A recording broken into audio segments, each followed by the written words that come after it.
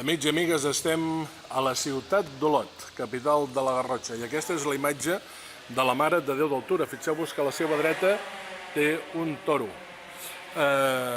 Quina és la llegenda que explico aquí a Mil i una llegendes i mites de Catalunya? Doncs molt fàcil.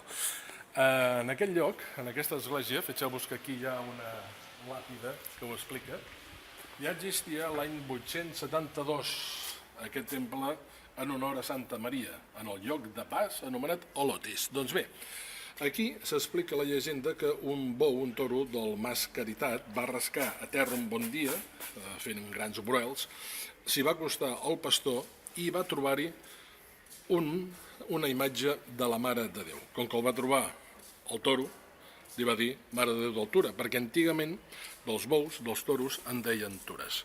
Cada 8 de setembre se celebra aquí la festa, perquè el 8 de setembre és la festa de la Nativitat de Maria i de les Mares de Déu trobades. Diuen que no és bon olotí qui no visita l'altura de nit, tarda o matí. I quina relació hi ha entre el toro, la pastoreta i la imatge de la Mare de Déu? Doncs com dic, com escric aquí en el llibre, el toro representa la natura, la pastoreta la humanitat i la imatge mariana la divinitat.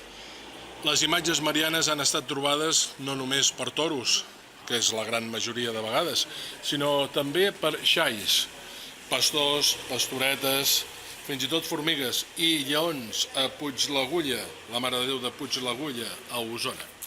Bé, des d'aquí us enviem una forta salutació, us convidem a llegir Mil i una llegendes i mites de Catalunya. Salutacions des del Santuari de la Mare de Déu d'Altura d'Olot.